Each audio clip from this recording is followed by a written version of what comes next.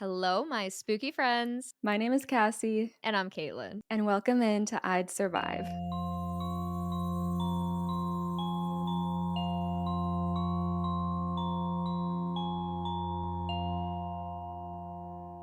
Nailed it. I also have to look down when I say those too. I know you said you can't look at me when you say those. I always look down. I look down. Yeah, I don't know why. I don't know why. I can't. I Wait, can't do that's it. so weird. And also, it's funny that neither of us knew that the other was doing that because we're both now We're looking both at each looking other. I love that for us. Welcome in to another episode of I'd Survive, everybody. I'm so excited to get into this episode, but also low-key writing this episode has been the horror of my week. So no other horror to be had other than writing this damn movie recap script. Love the movie. So excited that I finished and now I get to actually talk to you about it. The hard part is over, but for some reason I don't realize it, but I think I'm really drawn to weird horror movies, with weird, uncomfortable tones and heavy, heavy, heavy dialogue and character work. Yes.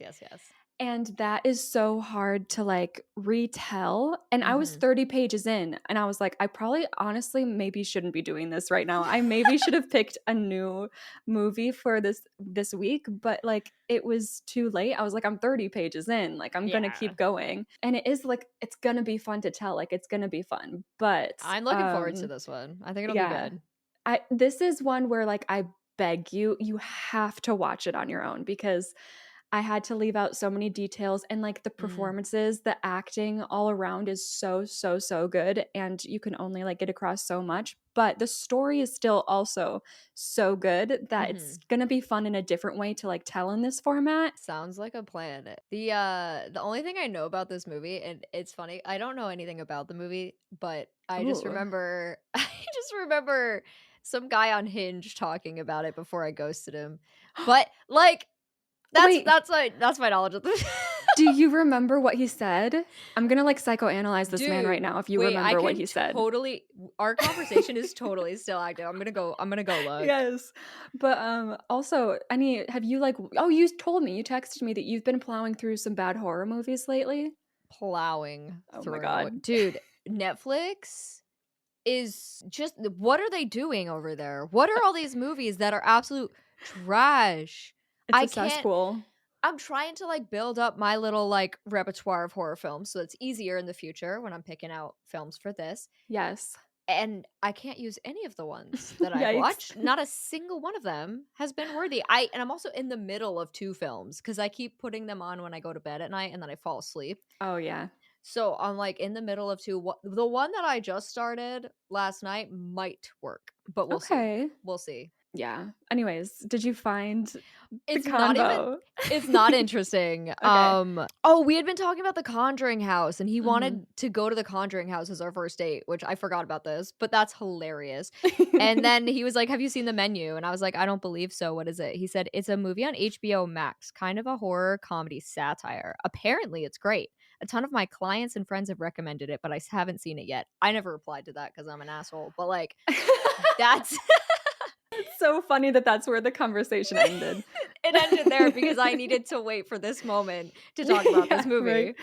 Oh my God. No, okay. So he didn't even see it. All right. I won't psychoanalyze. Yeah, I guess not. I'm bringing us back to 2022 again because apparently it's one of my favorite years in horror. I'm starting to realize that. So random. The Menu premiered at the Toronto International Film Festival. Hey! We are just all up in these film festivals. It's ridiculous. I know. It was also then released in theaters about 2 months later. Quick turnaround. Yeah. And it did pretty well in the box office. With a $30 million budget, it brought in $79.6 million. I'll take it. Really good for a horror movie. For sure. It was also nominated for a couple Golden Globes. Whoa. Yeah, for Best Actor and Best Actress. Damn. Okay. This is what you mean when you say the performances are something. I mean it so literally. I mean it in an annoyingly critic type of way. Amazing. The movie is directed by Mark Mylod, who has been focused on directing and producing for many years. This is definitely his most successful movie. He has more credits to his name in television. 16 episodes of Shameless. He Oh. was a writer for the Once Upon a Time pilot. Oh. Yeah. Crazy. So random. I love like seeing the little pieces of people over all these big cultural Yeah. moments in time. I think though a bigger breakthrough in directing for him was probably with Game of Thrones. He directed 6 episodes there.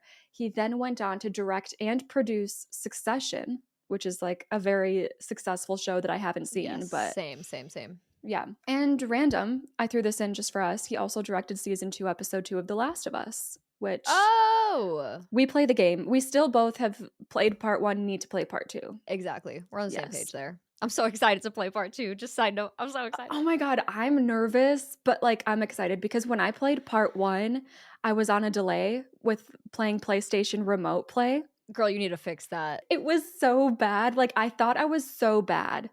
And then I realized because like the only thing that really was like annoying was trying to do the generators. The generator, I've seen the clips. Oh my god. Like impossible to get that timing right because I'm on like a 2-second delay, but then I'm like, "Oh, that's why I am fucking horrible at shooting is because Yes. they're moving faster than I can tell." How the fuck do you play a video game with a 2-second delay on your controller? The fact that you played that whole game like that is absolutely insane. Yeah, I thought it literally took me like fucking 6 months to play that game. I'm not kidding. And I don't thought I blame was the you. worst. I thought I was the worst. I was like, I can't play part 2. It's 2 times as long. I'm gonna fucking suck. But I mean, I think it was all because of the delay. So now I'm like, Yeah. I'm a little traumatized, but I think it's gonna go better for me because now I have a PlayStation capture card. There's not gonna be a delay. There we Everything's go. fine. Absolutely. Anyways, side tangent already. This is going to be our longest episode yet, by the way, everyone. I try to keep my scripts like under 60 pages, and this one is 76 pages. So, okay. Oh, and still talking about the director of the movie, Mark Mylod. He is also set to direct and produce the HBO Max Harry Potter reboot. So, like, Oh, okay. yeah. So he's got to be pretty good. Yeah, he's climbing that ladder, and he's climbing it quick. Apparently. Jeez. Speaking of Harry Potter, we also have a Harry Potter actor in this movie. He's actually the one that received a nomination for Best Actor, Who? and that is Mr. Voldemort himself. Ah, what?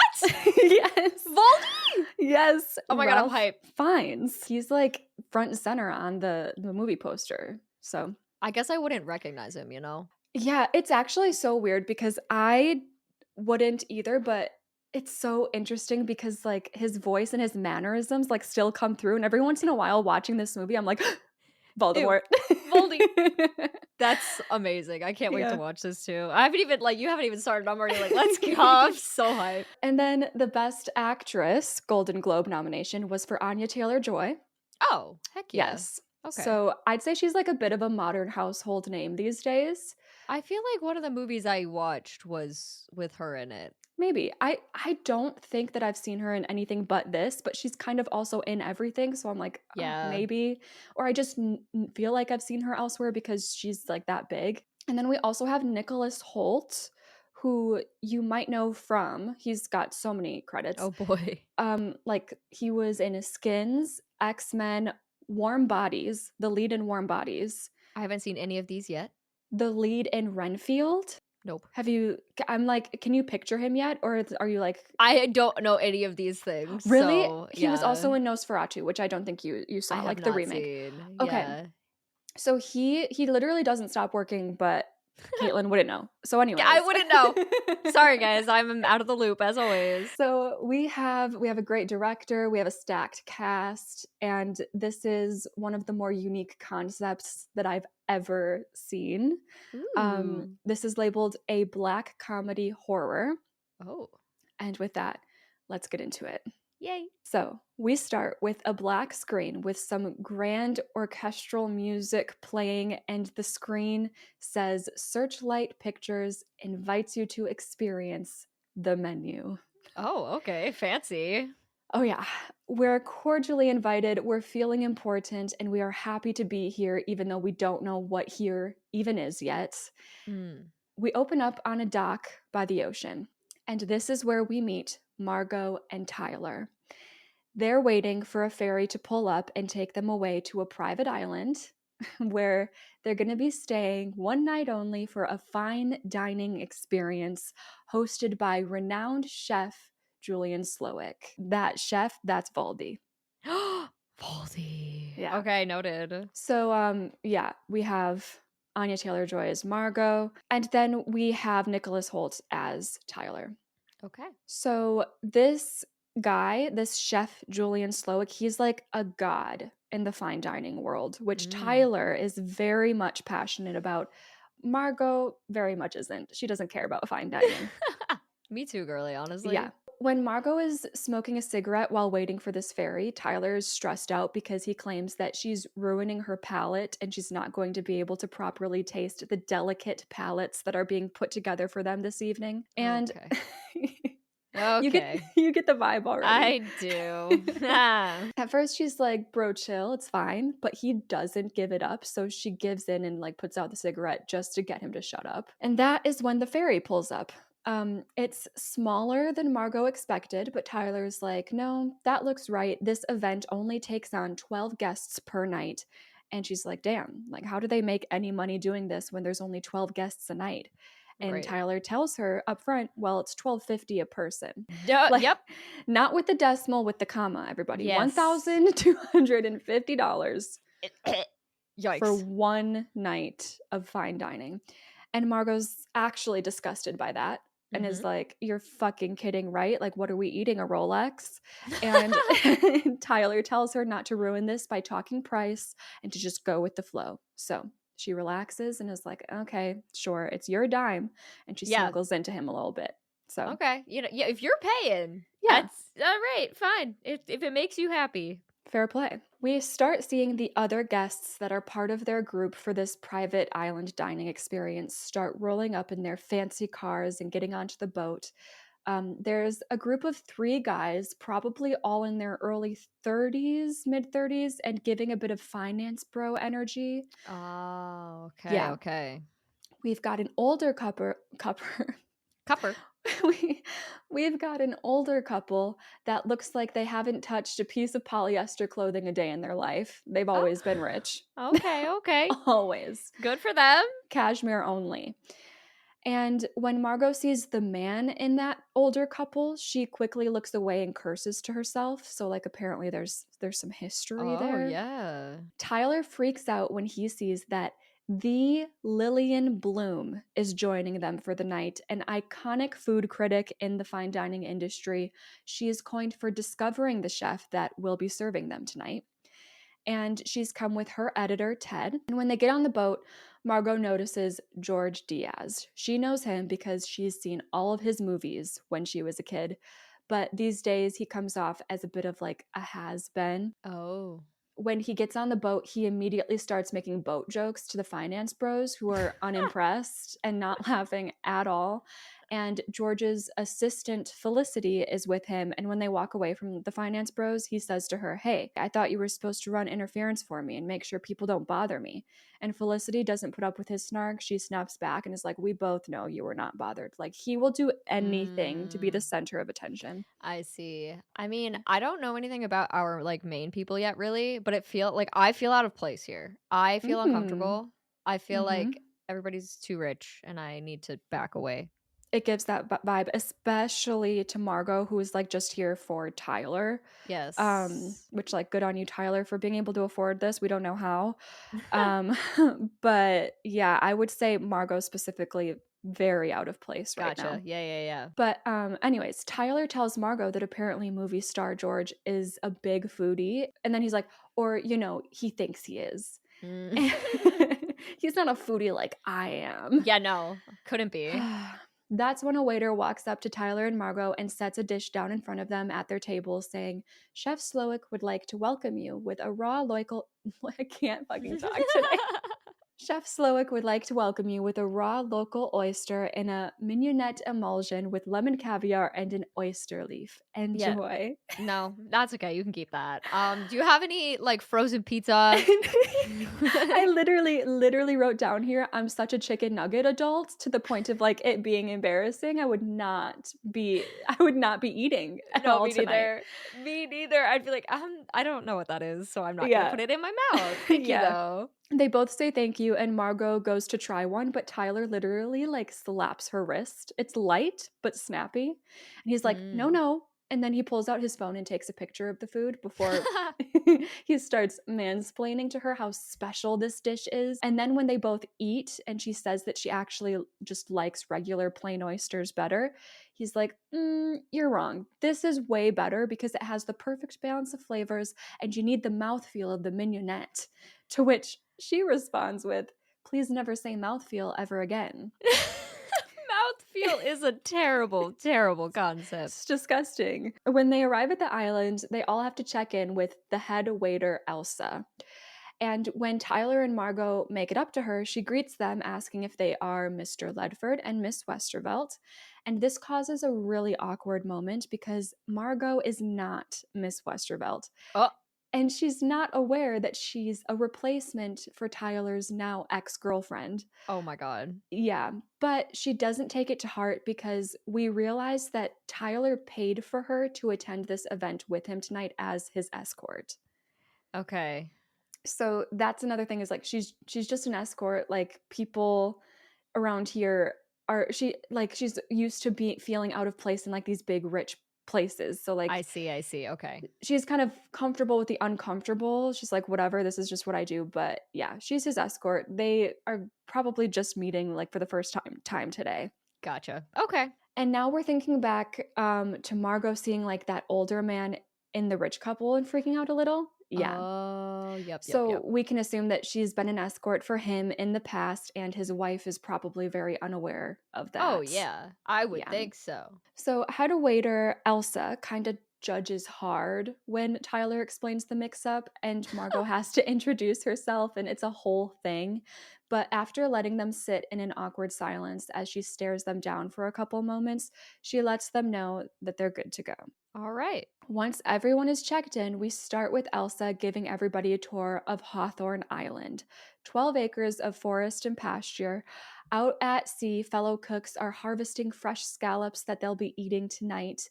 One of the finance bros yells out to the guy on the little boat to harvest harder, my dude. We're starving.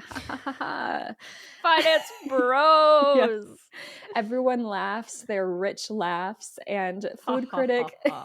it's the har har. It's the har har for me. The har-hars. And food critic Lillian Bloom is saying to her assistant, I do like the sense of it being a sort of biome of culinary ideas. And her assistant is like, right, like it functions like an Epicurean salon. And Lillian's like, no, I like biome better. And her assistant's like, yes, of course, you're right. So that's their relationship. She just Okay, I goes see. around like saying smart things, and then he just piggybacks off of everything and is like, you're the smartest person in the world. Yikes. Margot and Tyler overhear that, and Margot laughs and she's like, we have reached the base camp of Mount Bullshit. This is insane. And Tyler does laugh along with her, but we know he's just eating all of this bullshit right up. Oh, yeah. The rest of the island tour consists of different gardens, bee yards, a Nordic smoke house where they use dairy cows and let the meat age exactly 152 days for perfectly relaxed protein strands. Okay. Yeah, okay. Listen, everybody's got their hobbies and like respect, but like absolutely not. I give me the processed bullshit that comes in a bag. Like I'm fine with that. Yeah, this needs to be stopped. I cannot. It's funny too because apparently like throughout the whole movie they take a lot of like very specific stabs at real life fine dining places and experiences that I Oh, wouldn't know about because I'm not in that world, that's but right. Love that. apparently they're poking at specific people here as well. Damn. So there's a bunch of meat hanging from the roof of this little meat hut smokehouse thing, and somebody asks what would happen if we were to consume the meat on the 153rd day instead of the Oh 152nd. boy. Waiter Elsa answers with, well, I suppose the bacteria would introduce itself to the consumer's bloodstream and spread into their spinal membranes, after which point he or she would become incapacitated and shortly thereafter expire. Like you die. Well, hold on. Yeah. What do you mean, lady? No, exactly. The group laughs nervously, just as you did, at this answer. And Yeah, Elsa's just like, good thing we're pros, though, right? Like, nothing to worry about. I'm worried. Next stop on the tour is the waiters and waitresses' bunker. They all live together in this like big kind of barn-like building. The whole staff lives together. But it's all one room. And there's an area where twin beds are just lined up next to and across from each other. There's a singular toilet with no curtain for What? privacy, just out in the open. Is this a prison? It feels like it. The same goes for the showers. Some shower heads out in the open, and then a section for lockers where they can keep personal items. And Elsa is like, yeah, no big deal. Totally normal. This is where we all live, except Chef, of course. And everyone's interest is definitely peaked at this part of the tour because it is just, it's a little over the top. Yeah, no, I just some weird shady shit. Like I know it's a horror movie and I should already be prepared for that, but now I'm like, oh hell no. Yeah. Get me out Yeah. of here. This is the first, like if I'm Margot, this is the first part where I'm like, oh, something's off. Like this Oh, is weird. absolutely. Like I'm already like I'm uncomfortable just because of like the energy that I'm around, but I'm not like, oh, something weird. Yeah. That just feels weird. Yeah. But Elsa explains, here we are family. Each day starts at 6 a.m. with 5 hours of prep work. We harvest, we ferment, we slaughter, we marinate, we liquefy, we spherify, we gel. And Margot has a what the fuck look on her face and whispers to Tyler, they gel. And Elsa hears that and harshly repeats, we gel. We gel. Yes, we gel. I love how she's like, we're family. Like as if like I'm at my parents' house and we just have a toilet in the living room and we all just use that. Like, yeah, you're right. You're right. Yeah. Doesn't every family have a communal toilet? That just sits in the middle of the room. Yeah. Perfect. Yeah. So Elsa snaps and then just moves on like nothing happened and Yeah. continues explaining things and is like, dinner is typically 4 hours and 25 minutes. No, it Each is day not. ends. Help, right? I do know like European cuisine, they take their time. They got courses and they like, it's an event. That is A lot true. more than like American, but still 4 hours and 25 minutes for dinner. I'm good. I'm really fine. Like, there's no way. I can't be around the same group of people for that long that I don't know. Like, what are So you talking true. about? She says each day ends at well past 2 in the morning. So, yes, it's best that we all live here. Okay. Jeez. I mean, like, yeah. All right. That's great. You can live there, but can we have better living arrangements at the very least? Yeah. One of the finance bros asks, do you guys ever get burned out? And Elsa reacts like that's the most ridiculous thing she's ever heard. And she's like, burned out? Chef holds himself to the highest standard, and so do we. We never burn anything unless by design to make delicious. She's funny or something. Yeah. I don't know. Yeah, or something. But she's something. And then she gets a big, excited smile on her face and asks, now, who's hungry? On the way down to the main building where dinner will be served, signifying the end of the tour, we see a little cottage nestled at the edge of the woods, and it's the chef's cottage. And Tyler really wants to go check it out, but Elsa's like, no, not even staff gets to go to chef's cottage. So now it's like, okay, great. What's he hiding there? Yep. But no time to wonder because we're now in the main building in the restaurant. It's set up like an intimate restaurant, like with tables for everyone within their groups or couples, but then the kitchen is like completely open to the dining area. Oh, okay. So we'll be watching everything being made tonight, kind of like a next level hibachi. Okay. Yep. And there are many cooks already working away in there. They are using tools and food that I've never seen before in my life. It's fancy. Once they're all seated, Elsa announces that we are more than welcome to watch the cooks, but we are not allowed to take any pictures of them or the food that we are served tonight. Oh And my God, he's Tyler- going to be so mad. He's going to be so mad. Tyler literally already has his phone out and was about to do just that. So, Of like, course. he awkwardly, like, tucks it back into his jacket, Oh and my then god. he pats Margot's shoulder, encouraging her to come with him, and then proceeds to walk right up to the edge of the kitchen. There's, like, a counter separating it from the dining area, but he is Okay. shameless about getting a front row seat to what's going on in there. Oh my And god. Margot's like, "Oh, like, everyone else is sitting down, but, like, okay, let's go check it out." Let's be different. And then once he's up there, he asks one of the cooks, "Do you make that with a Paco jet?" And What? same, girly. Okay, I'll get to that. The cook looks up at him and he's like, he definitely is not used to being addressed by the guests. I think it's you're not really supposed to talk to them, but Oh. like the cook responds and is like, "Yeah, that's exactly right, sir." I'm like, Good job. "Congrats." Proud of you. Pat on the back. But yeah, he's like totally expressionless when he says it. So he's not impressed. He's like, "Why are you talking to me?" Tyler doesn't have any social cues, and he starts explaining to Margot what a Paco jet can do, which apparently it can turn certain foods into a powderized snow-like texture. Oh, yeah. You know what? I should probably get one. Yeah, I think it's like a necessary staple for the average household. It seems like it. And Margot is standing there like, "Yeah, okay, cool story, bro. Like, that's nice. That's cool." The cook hears him explaining this to Margot and goes, "Oh, you really know your stuff, Mr. Ledford." And Tyler's like, "Whoa, you know my name?" And he says, "Oh, we like to know everyone who dines with us." Ew, why did I just get chills when you said that? I dead ass, like, my body just went, "Ooh, no, no, no." Because I'd be like, "What do you know about me? Yeah, Ew." ew, ew. But Tyler's like, "Okay, that's great. What about chef? Like, is he gonna be here soon?" Because now he's thinking, "Oh my god, that means the chef, like, knows me, like, knows who I am." Mhm. And the cook just tells him to take a seat because they're about to serve. So, as they walk back to their seat, we get a shot of an old woman, probably in her 70s or 80s, sitting alone at one of the tables in the dining area. She Mm. wasn't on the boat with us, but she appears to be the 12th guest for the night. Oh, okay. When Tyler and Margot sit down again at their table, she doesn't even say anything, but Tyler immediately shushes her and is like, "There he is."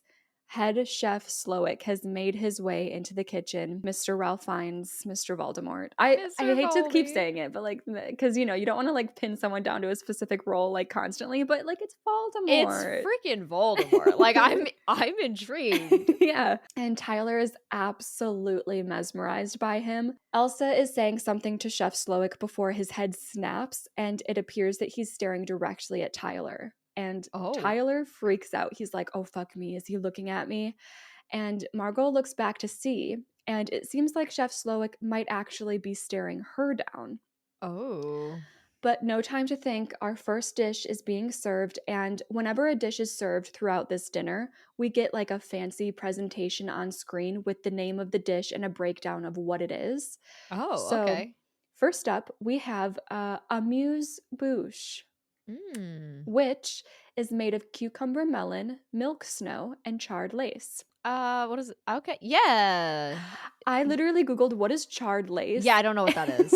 I don't and know. all I found was a Reddit thread of someone else who watched this movie who was also confused, and all of the comments on that thread are also confused. So Amazing. we spend some time with the different groups of people as everyone is digging in. Tyler, of course, the first thing he does is pull out his phone and take a picture. Bro! Oh my god, we're gonna get in trouble. Uh-huh, which I'm pretty sure Elsa catches and side eyes, but she doesn't come over or say anything. Oh, okay. Food critic Lillian is taking her time really analyzing this food, and her assistant is yes manning every word she says. And Yikes. then movie star George's assistant is doing her best to literally quit her job as his assistant right now. Oh. Apparently, it's been 2 years and she's done. She's giving him all of his stuff back that she's usually in charge of, including his keys to his New York City apartment and also his keys to his other New York City apartment that his wife doesn't know about. And George is like, "Okay, but I don't have any pockets. Like, I don't have pockets. I guess I can't take the keys. Like, I guess you can't leave me." This is all happening right now? Like, this has Yes. to happen right now. This whole thing. It's a Okay. wild, like, choice on her part to quit when she's Yes. stuck on an island with him, but Literally, like, "Girlie, where are you gonna go? yeah. What are you doing?" Maybe she just wanted the free meal. She's like, Mhm. "I'm here, I'm eating, and then I'm leaving And you." then I'm done. The finance bros are catching each other up on their lives. Soren is like, "Yeah, me and Amanda aren't doing good right now." And his friend Bryce asks if it's his fault, to which Soren responds, "Nah, it's her fault. She made me text her coworker." Yeah, what do you mean? Of course it's my fault. I'm an asshole. Cool. Yeah, and Bryce is like, "Well, at least we have work," and he proposes a toast to work and money. And their other friend Dave drinks to it and is like, "God, we're pathetic, aren't we?" And Soren goes, "Oh my god, dude, somebody shoot us." So like, Self-aware finance bro energy. yeah, yeah, It's they like, all know that they're pathetic assholes, but they don't care to change that. apparently not. Okay, good for them? Question mark. Back to Tyler and Margot. Tyler's drooling over this first course. It's the best thing he's eaten in his entire life, this little cucumber melon ball. And Margot's like, "It's cool that I'm not as into this as everyone else here, right?" And Tyler assures her that it's totally fine, saying, "Hey, I'm sitting with the coolest girl here." Mm, alright. Yeah, she warms up with that compliment and asks him, "What is it with like this whole food thing that's got everyone so worked up?" She's trying to understand. Mhm. And he's like, "Okay, so you know how people idolize like athletes and painters and musicians? Yeah, well, those people are idiots. What they do, it doesn't matter. They play with Oh, balls and ukuleles and shit, but chefs, they play with the raw materials of life itself and death itself." I can't. I'm, like, actually gonna leave. Like, I'm so upset right now. Oh, Oh my god, this man the can ick is go. strong with this Oh my god, one. it's so strong that I can't even sit in my chair anymore. Like, I gotta go. Bye, everybody. He spirals into this whole monologue about his obsession with food and Chef Slowick and how great he is. And he actually compares Chef Slowick to God at one point. Oh. And Margot's sitting there like, "Oh, like, gotta go." No, that's what she's feeling on the inside. On the outside, she tells him that, "Yeah, yeah, yeah, I might be starting to understand a little. Like, sure." Mhm, I get it. Uh-huh. Now it's time for the first course. So that was I guess like an appetizer. I don't know the fancy word for it. Mm. But it's time for the first course. The cooks are putting on their finishing touches in the kitchen, and Chef Slowick makes his way to the front of the dining room before clapping, like a singular clap, Oh. which immediately then signals the cooks, the staff, to stop what they're doing and stand up straight, looking forward at full attention. Oh, ew, ugh, gross. Yeah. Okay.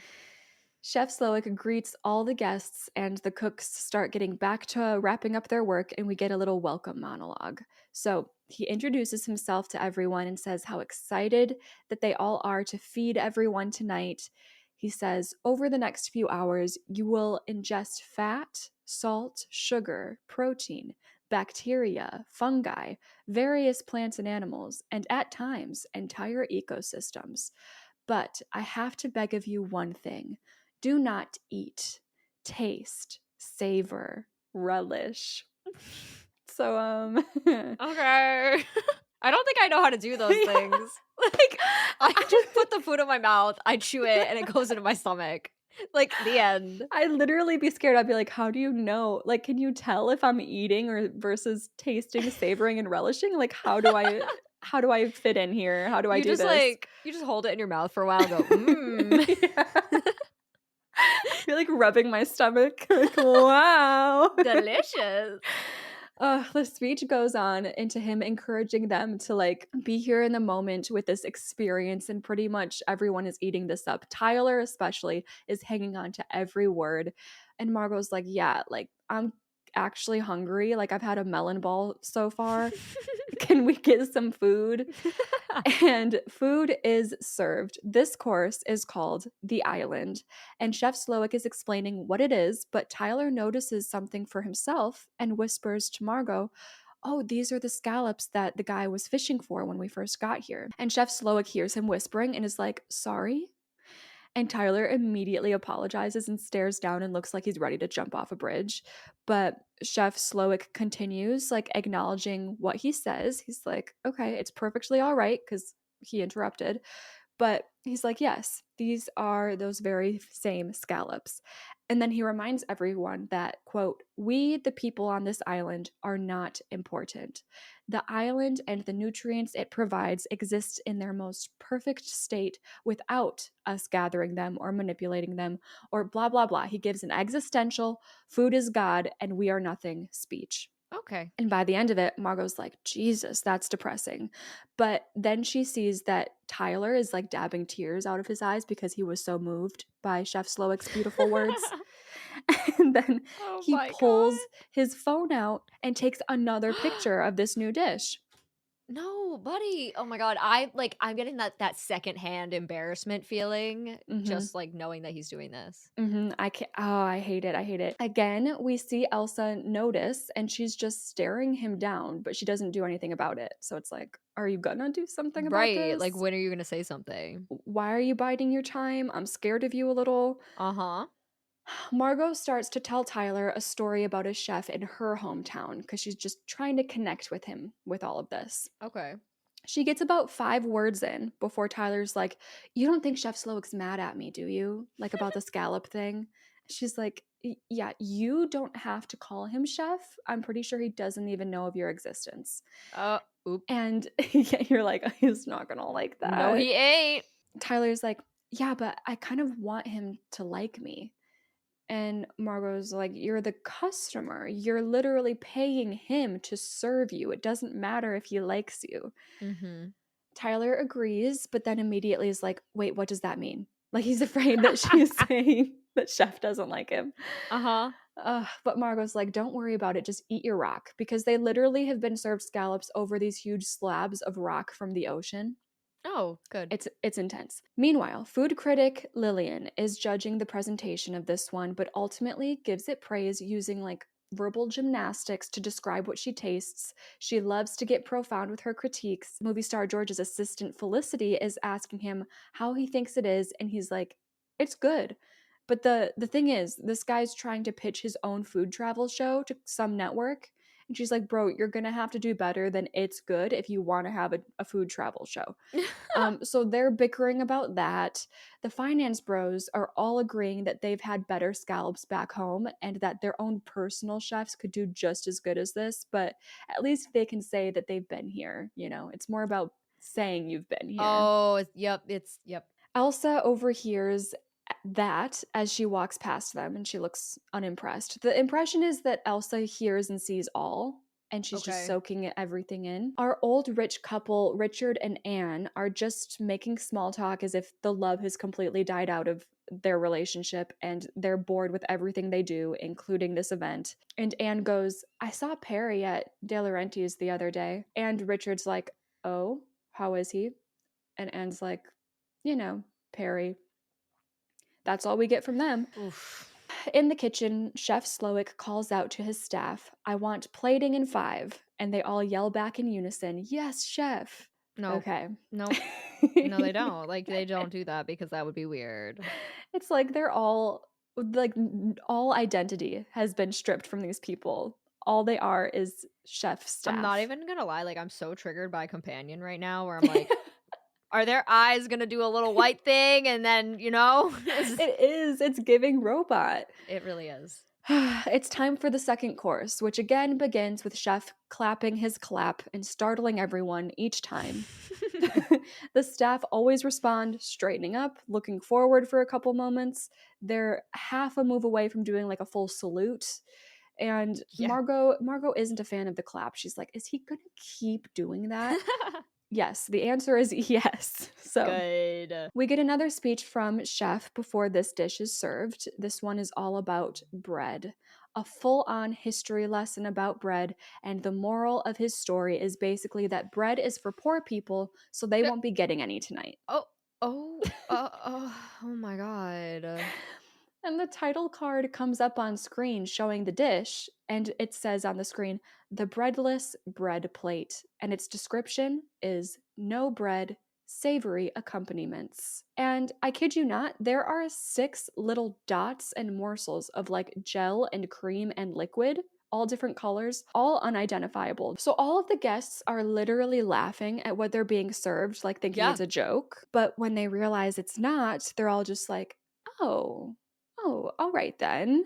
Everyone Interesting. except Tyler, who thought that it was brilliant and beautiful from the jump. Food critic Lillian, though, notices a bit of separation happening in one of her liquid globs, which she notes No. should Oh not god. be happening at a restaurant of this quality. Oh my god. Chef Slowick overhears this from the kitchen and looks pretty upset. It's hard to tell because he kind of always looks a little upset, but I think he's extra upset when he hears her critique. Tyler is saying how incredible this is, and he can't wait to put together what the theme of the whole dinner is going to be.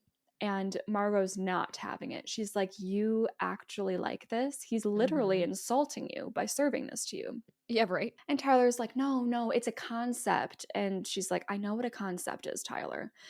And he just promises that Chef is telling a story she'll see, even though she probably won't get it until the end. Oh my god. Okay. Yeah. Margot's like, yeah, whatever. I'm hungry, and I think people should be served actual food at a restaurant. Crazy opinion. She's wild for that. Back to critic Lillian. She's talking about how she makes her own bread with her own yeast that she makes from her own apples, when all of a sudden, Elsa walks up to her with a big bowl full of the specific liquid that she was saying looked separated and broken. Oh. And she sets it down and says, here is another broken emulsion, courtesy of Chef Slowick. She's quoting the exact terminology that Lillian used to describe it. Uh-huh. And Lillian just looks up at Chef and he looks back and he's giving her like more to prove that it is perfect, like daring her to critique it again. Okay, yep. Elsa then checks in on the finance bros, asking if everything is to their liking so far. And Bryce is like, yeah, actually, no. We get like all the conceptual stuff you guys have going on here, but could we get a little bread? And Elsa's like, no. No. They're like, excuse me? So she says it again. No. They laugh awkwardly, and Bryce is like, okay, I didn't want to pull this card, but you know who we are, right? Oh my god, no, don't do that. Don't do that. No. She says, yes. So Soren jumps in and is like, so you know that we work with Doug Varick. Doug? Oh my god. And she corrects him, saying, I know you work for Mr. Varick. And Dave's not deterred and is like, right, well, we're all on the same team, so why don't you slip us a little bread? And Elsa says, no. And Bryce is like, did you say no? And Elsa's like, I said no, yes. I said no, yes. These guys just like can't understand the concept of being told no, and it's Right. actually laughable, but it's also laughable that this place is denying their customers bread.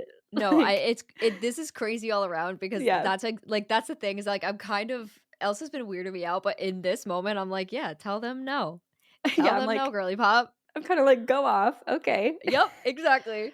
Before Elsa leaves them, she leans down and adjusts Soren's dinner napkin in his lap. And yeah. He's immediately like stiff and like, what are you doing? She leans in and whispers in his ear, and she says, you will eat less than you desire and more than you deserve. What would you do?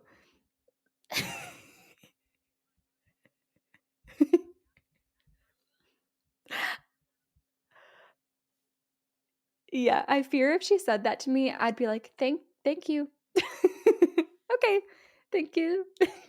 She stands back up and says to all of them, it's a pleasure to serve you. Back to Tyler and Margot. Tyler's about to ascend to a higher being over how good his globs are. It's the His best. Those globs. And Margot is refusing to eat it. I don't blame her. I would be like, I don't even really know what this is. Like, I wouldn't want to eat it either. Yeah. No. But then Tyler realizes that like Margot isn't eating hers. So he reaches over to grab her plate for himself and knocks over her glass in the process. My God. Bud, can you just get it together for 4 seconds, please? So embarrassing to be around. I can't. Oh, so it shatters on the floor. Waiters immediately come over to clean up, and Chef Slowick walks over as well. and Tyler's apologizing profusely, but Chef keeps his eyes on Margot and says, Oh. "You haven't touched your food." And she says, "There is no food." Get him. And he promises that this is food. She shrugs and she's like, "There'll be more to come. I don't want to fill up." And he explains that that's not possible because he designed the menu with perfect proportions in mind. And he asks her to please eat and that the menu only makes sense if you eat. And she counters him with, "You told us not to eat." Get him. He's getting a little frustrated now, saying, "That is not what I meant, madam, and you know it." And she smiles and says, "Well, thank you for your concern, but I'm perfectly capable of deciding when and what I'm going to eat." Yeah, at this point, it's like like it's a message I'm sending at this point. Yeah. Like, you're being a little too much for me right now, and Yeah. I'll eat what the hell I want to eat. I think I'd be more I don't know. I love her for this, but I don't know if I could be this I could Oh, I say couldn't. this. No, you're right. No, I'm not confrontational. But Maybe if I'm like at a regular fancy restaurant that I can like go out to the parking lot and drive away from. true. Maybe I'd be like, "You guys are like, this was a bad experience. Goodbye." But like, Right. I'm stuck here, so it's like, thank you, I guess. Yeah, I'm you're like like scared to make bad vibes. right, just got to get to the end of this dinner/night here and just get the hell away. Yeah. So Tyler looks like he's ready to find a bridge again when she says that. And Chef Slowick just grimaces and walks away. When he's gone, Tyler says how humiliating that was, and the two of them start bickering. But the rest of the guests are focused on Chef Slowick as he makes his way to the old woman sitting alone at one of the tables. Oh, I'm intrigued by her. He leans down and nearly presses his forehead into hers. Oh. He doesn't say anything. She doesn't say anything. But then he suddenly snaps up and heads to the kitchen, shouting, "Plating in three," like moving on. Oh. That reminds me, is that allowed? From that Vine, if anybody knows what I'm talking about. If anybody knows, you'll know. Anne, the woman of the old rich couple, gets another glimpse at Margot at her table and is like, "Ugh, that woman looks so familiar." And Richard's like, "No, she doesn't. We don't know her." Anne goes, "She does look a lot like our Claire, as in their daughter." Of course, Richard's like, "Why do you keep saying that? No, she doesn't. Please stop obsessing," because she was his escort. And now his wife is like, "She Oh. looks like our daughter." And he's like, Ew. definitely slept with her or done something with her. Oh, ew, ew, ew, ew. Yeah, yeah, yeah. No, no, no, Yeah. no, no. Icky, icky, icky. Then we get Chef's clap again, and we introduce the next course, which is called Memory. And he walks over to the old lady by herself, puts a hand on her shoulder, and she looks half asleep, but he just acts like this is normal. And he's like, "Everybody, this is my mother." Oh. Yeah, as you can see, she's rather drunk. This isn't unusual. When I was 7 years old, one Tuesday, my father came home quite drunk.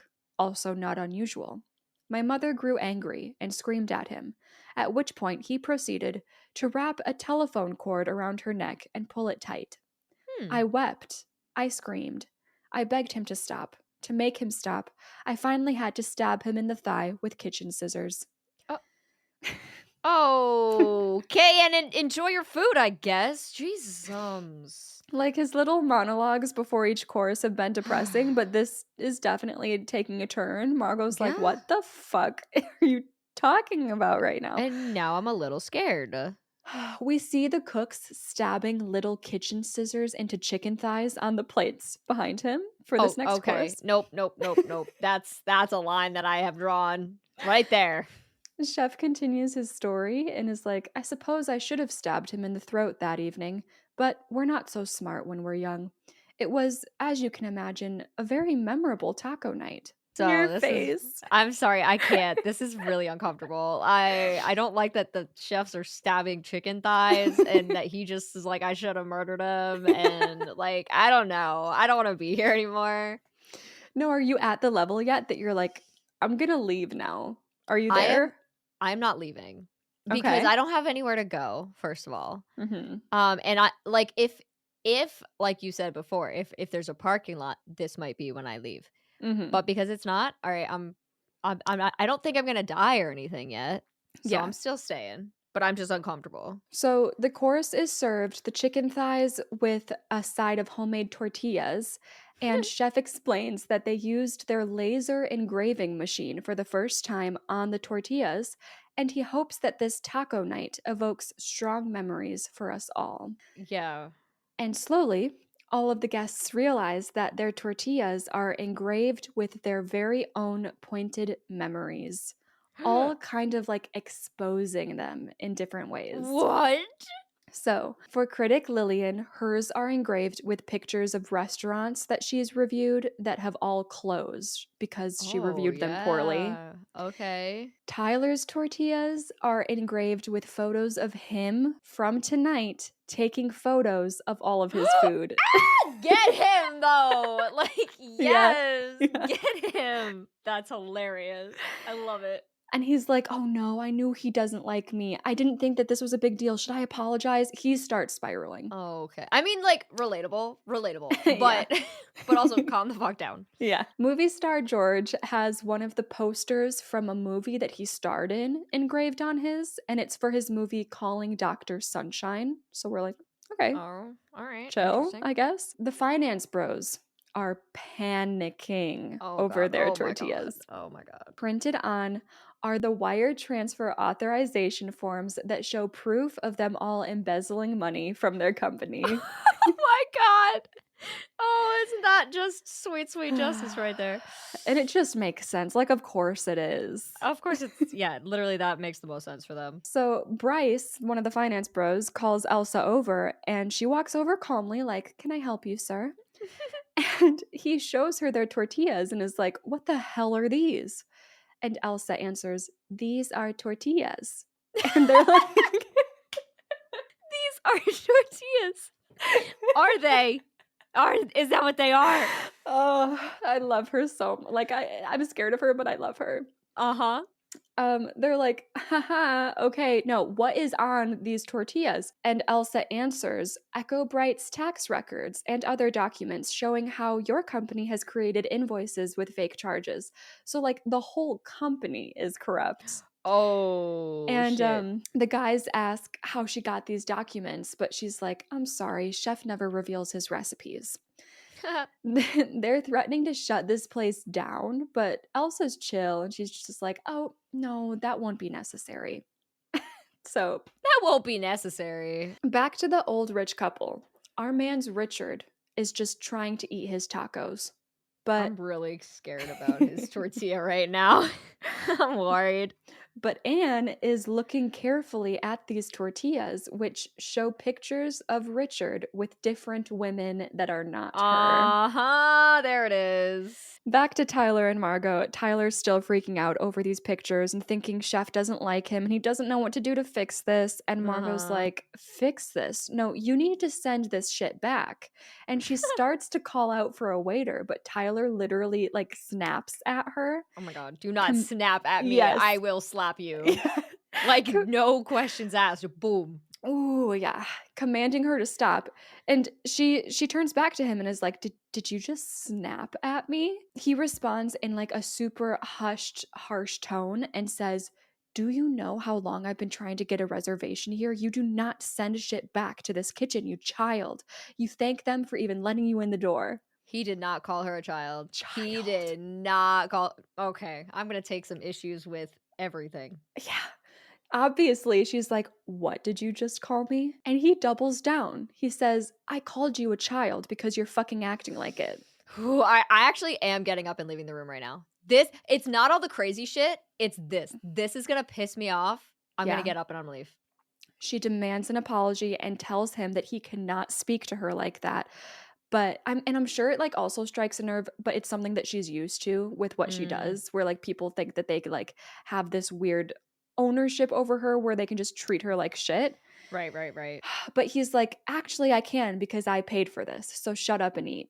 Ew. Oh my. Okay. Then he just proceeds to dig into his tacos and he's floating on a cloud again, raving about how good it is. And he's like, "Oh my God, Margot, you got to try this." Just moves on. Margot pulls a Caitlin and Oh, storms off. hell yeah. Goodbye, my friend. As she should. And when she walks down a nearby hallway, she finds this silver door with all these intricate carvings in it. And Elsa is suddenly there, like behind her, asking how she can assist her. Mm-hmm. So she just tells Elsa she's looking for the ladies' room, which she's shown to.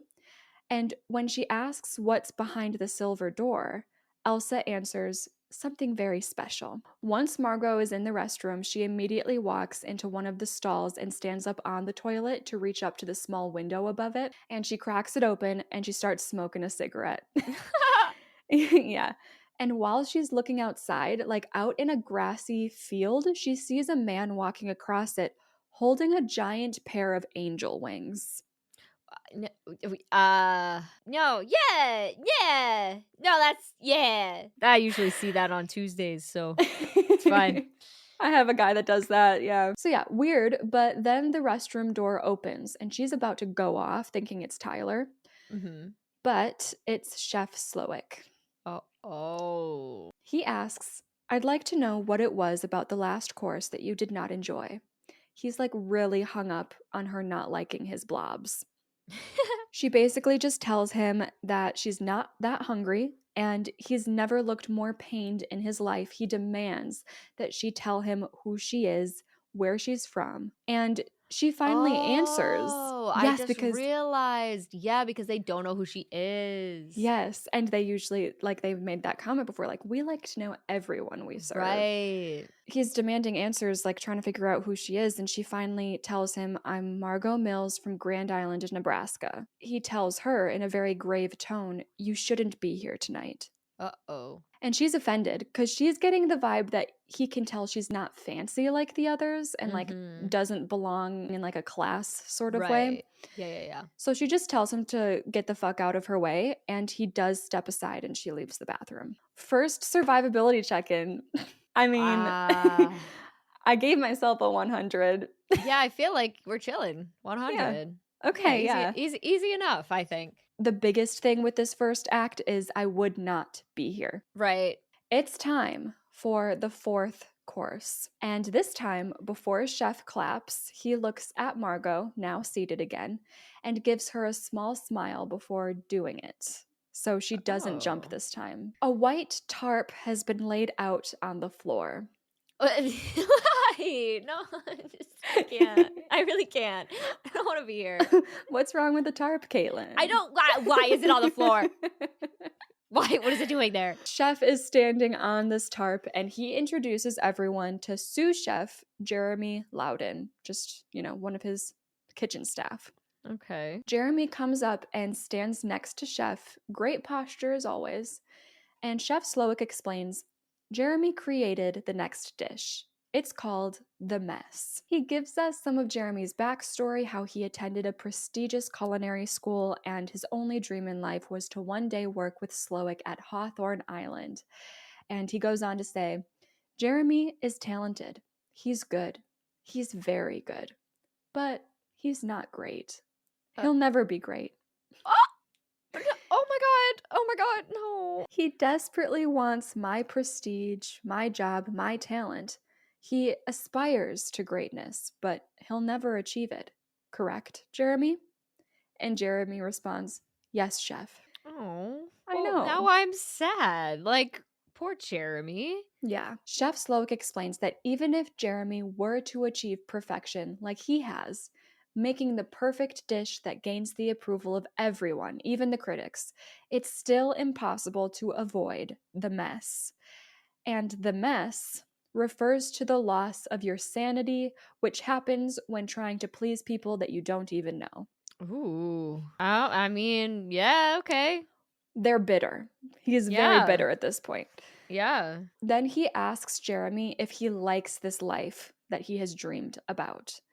And Jeremy says, No, chef. Chef Slowick asks, Do you want my life? And Jeremy says, No, chef, because like he sees it's not that fulfilling.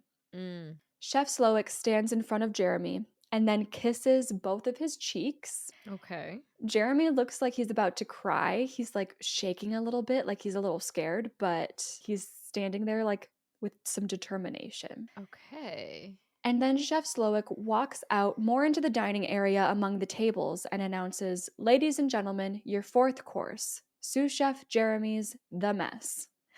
And then Jeremy pulls out a pistol, shoves it in his mouth, and pulls the trigger, killing himself. So Mhm. I'm gonna go now.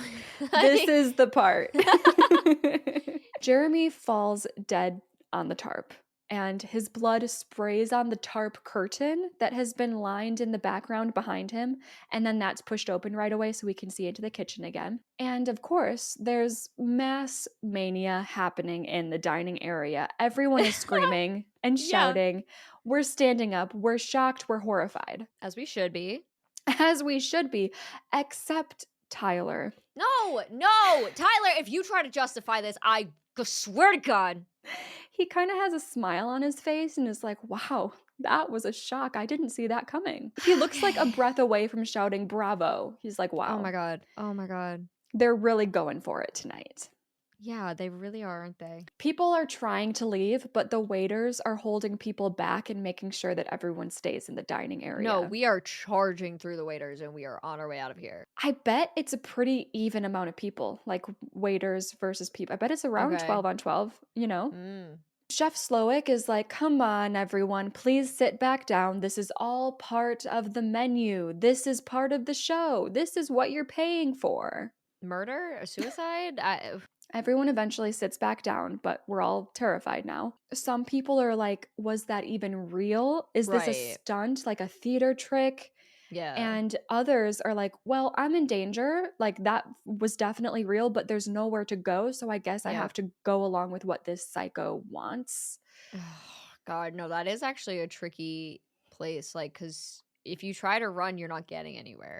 Right. But if you stay, like, because, you know, there's always that idea of like, if you comply, like maybe you make it out. But in this situation, I feel like you're fucked no matter what. Honestly, I don't know if I'm surviving this movie right now. I'm not sure about this. Jeremy gets wrapped up in the tarp and taken away, and the next course is served. We get good. Anyway, we're moving on. Moving on. I'm sure everyone has an appetite. The title card here is The Mess, and it says pressure-cooked vegetables, roasted filet, potato confits, beef jus, J-U-S, I don't know, bone marrow. Idea. So, okay, cool. Everybody is still in shock. We're trying to process when their plates are like being set down in front of them, and Chef Slowick is growing impatient with everyone. He literally screams, "Eat!"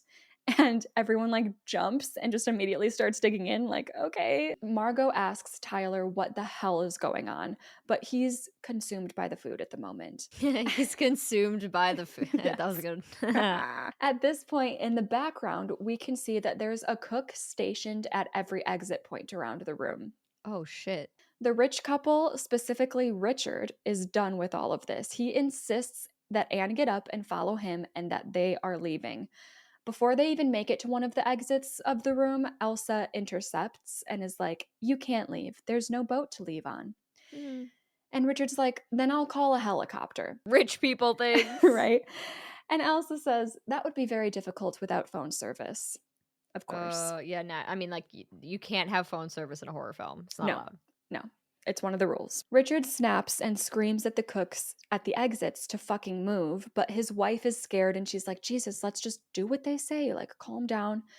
And he's like, no, I can handle this. And Elsa asks him, with which hand, Mr. Liebrandt? With which hand will you handle this, left or right? And Richard's like, what the fuck are you even saying right now? Elsa asks, shall we choose? And she looks over to Chef Slowick, who gives her a nod. And so she says, whoa, hold on. I'm nervous. She says, very well, left hand ring finger. And one of the cooks comes over and proceeds to chop off his left ring finger. What the fuck? His finger and wedding ring fall to the floor. Oh my, symbolic. Yes. Everybody jumps and screams again. A lot of what the fuck is going on? What are you doing? There's commotion. Elsa's like, please, everyone remain seated. Oh my God. I can't. going home.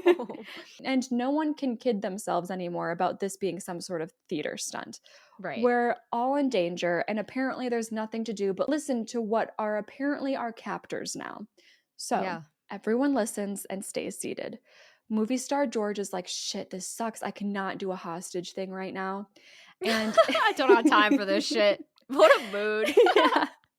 His assistant is asking him to just talk to Chef Slowick and get them out of here because he has told her that he's friends with him, which is obviously a Ah, lie. I cannot believe she has not put that together yet. good But job, girly. he ends up telling her that he made it up. And she's like, what? Why? And he's like, because I'm a name dropping whore. That's why. At least he's finally honest. Yep. Meanwhile, Tyler is just enjoying his food. He's kind of half looking around at everyone, like confused about, like, his vibe is giving, what's all the hubbub? Like, Oh my everyone god. chill. I don't think he even noticed what happened. Like, the steamed vegetables are just too good for him to care that much. Oh, okay, okay. Yep. Richard is crying on the floor in a lot of pain, obviously, and his wife Anne is kneeling over him when Elsa comes over to her and holds out something to drop in Anne's hand.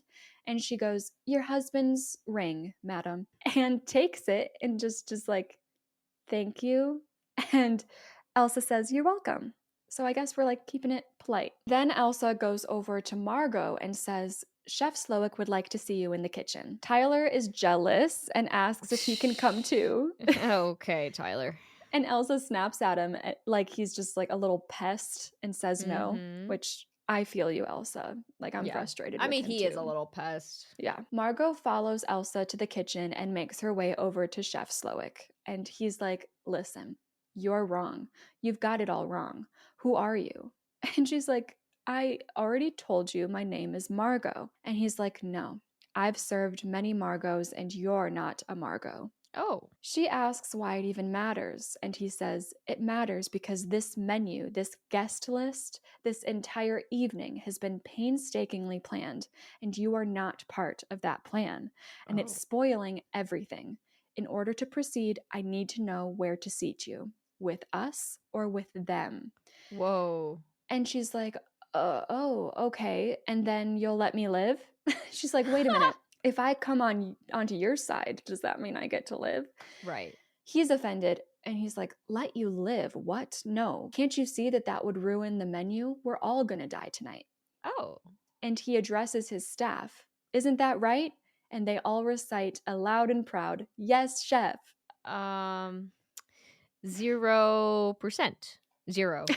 That's the thing. It's so hard when the person who wants to kill you also is ready to die because Mm-hmm. they'll do anything That's to make it true. happen. That's so true. So this is just great news. He Mm-hmm. asks if she would rather die with those who give or those who take. And she has Mm. 15 minutes to make her decision and needs to go be seated and ready for the upcoming course in the meantime. I don't know. What would you, I mean, it doesn't really, like, I'd be like, well, I'm fucking dying either way. It doesn't matter which side I choose. I feel like I would say their side though, just because I Mm-hmm. feel like I'd rather be more in the know. Like if Mm, that somehow gives me more knowledge, I would definitely pick their side. that's smart. They're the people who want to do the killing. Everyone else just wants to survive.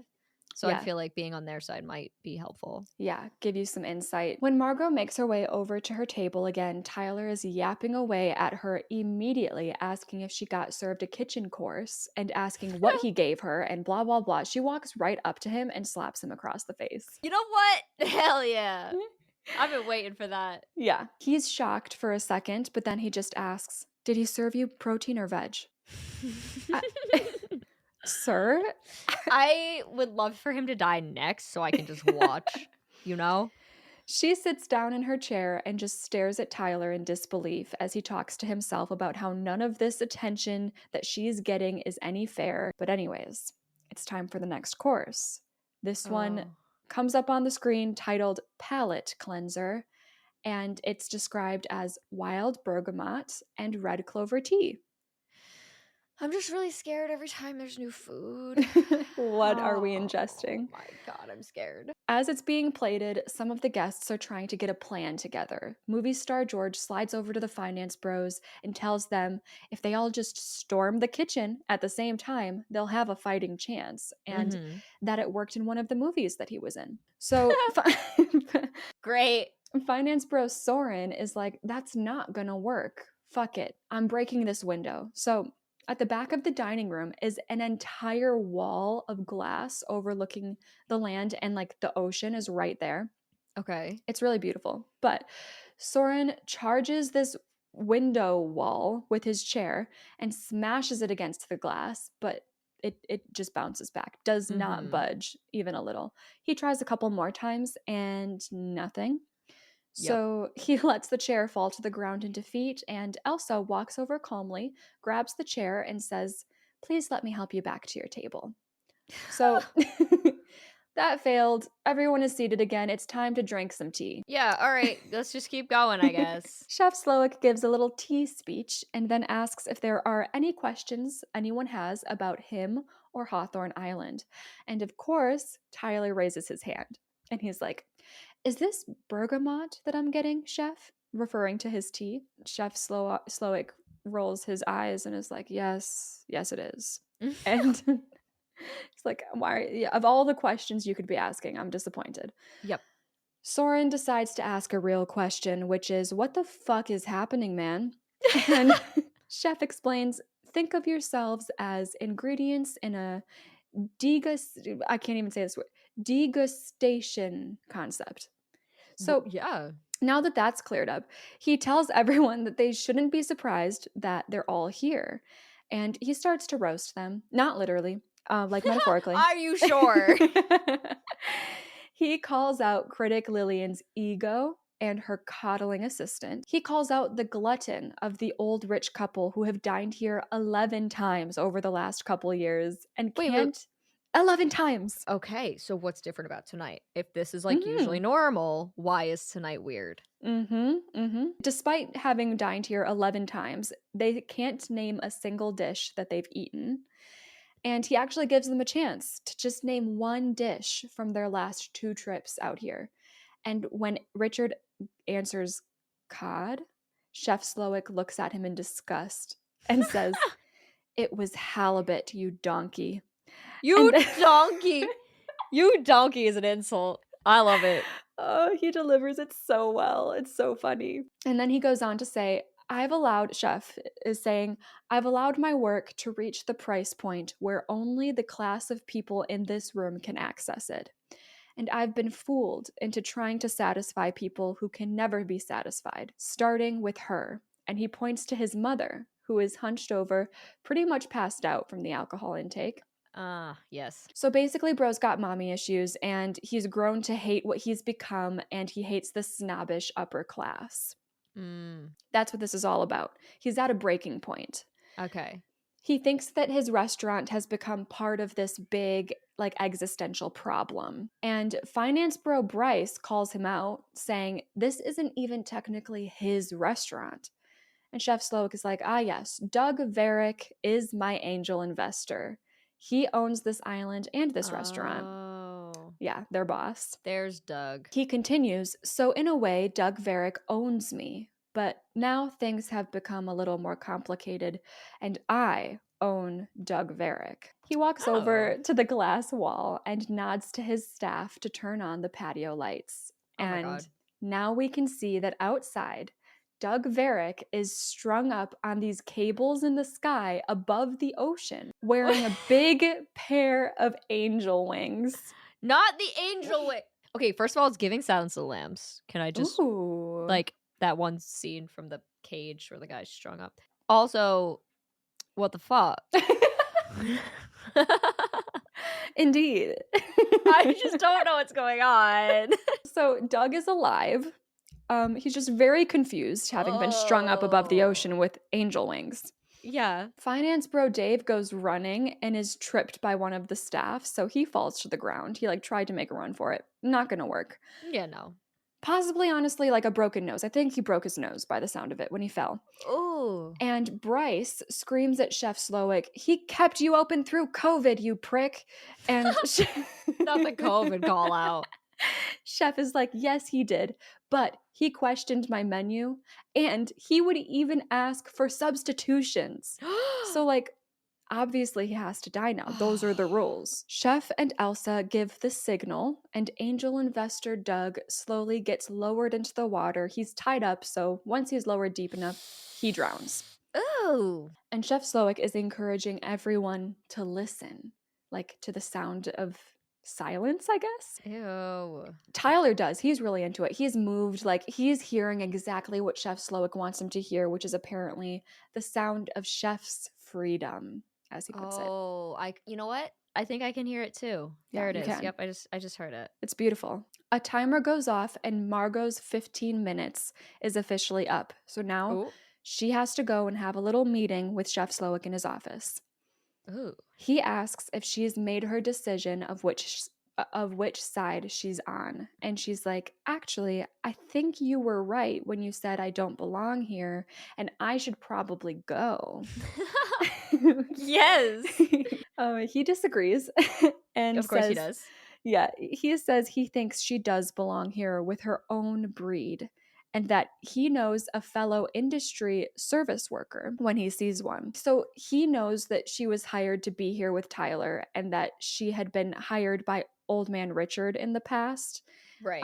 That her experience with him rattled her somehow. Like, he's really good at reading people. And she confesses to him that he's right, that Richard made her sit in front of him while he got himself off and ordered her to agree with everything he said, then went on to tell her that she was his daughter and she loves him so much and he loves her so much. No. Gross. Go kill him right now. Murder. Death. He bleeding out? They did give him a bandage. Oh, damn it. Yeah. Okay. Slowick asks if she likes what she does, despite the occasional bad customer, which he promises that he can also relate to. She says she used to like it, but not anymore. And he agrees, admitting that he's in the same boat. He can't remember the last time he actually wanted to cook for someone and found enjoyment in it, and he really misses that feeling. Then he tells her to come with him, and they return to the dining area where he announces to everyone in a very chipper tone, "Ladies and gentlemen, for our next course, let us take the evening air. Come on, outside." Honestly, I'd probably be happy to get outside. I'm not going to lie. Yeah, everyone's like, "Yes, thank God. Maybe we can make a run for it." Right. There's like little boats at the shore. They're not like big ones, but Right. We can honestly, maybe. Yeah. maybe. We're all excited to get outside. Critic Lillian's assistant is like, "Everything's going to be okay." And Lillian's like, "No, we're going to die tonight." And her assistant goes, Yeah, you're right, of course. Oh. So Even that we got to agree with. Okay. yes. So everyone is gathered together on the outside front patio of the building. We're all surrounded by the staff, of course. And Chef gets into his speech for our next course. Our next course will be presented by sous chef Catherine Keller. No more sous chefs. No more. We're not bringing out any more sous chefs. Put them back.